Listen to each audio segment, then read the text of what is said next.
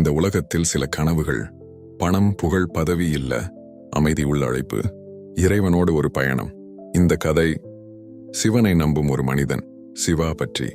சிவா பெரிய வசதி கொண்டவன் இல்லை, ஆனால் மனசு நிறைய அமைதி. கழுத்தில் ருத்ரக்ஷா, மனதில் ஓம் நம சிவாய. எங்கே போனாலும் அவன் பார்வை கையிலை மலையை தேடும். அவன் கனவு ஒன்றுதான், ஒரு நாள் ஹிமாலயத்தில் சிவனை உணர வேண்டும். சிலருக்கு ஹிமாலயம் ஒரு டிராவல் டெஸ்டினேஷன், ஆனால் சிவாவுக்கு அது தவம். அங்கே பணம் பேசாது, அங்கே ஈகோ நிற்காது, அங்கே மனசு மட்டும்தான் பேசும். அவன் சொல்வான், சிவன் கோயிலில் இல்லை, அமைதியில் இருக்கிறார்.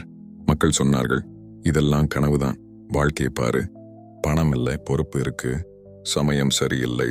ஆனால் சிவா கனவை விற்கவில்லை.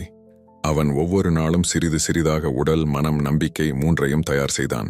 அவன் தோல்வியடைந்த போதெல்லாம் ஒரே வார்த்தை, சிவன் என்னை அழைத்துக்கிட்டே இருக்கிறார்.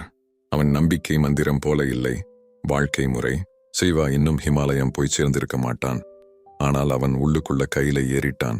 ஏனெனில் இறைவனை தேடும் பயணம் காலால் தொடங்காது, மனசில் தொடங்கும்.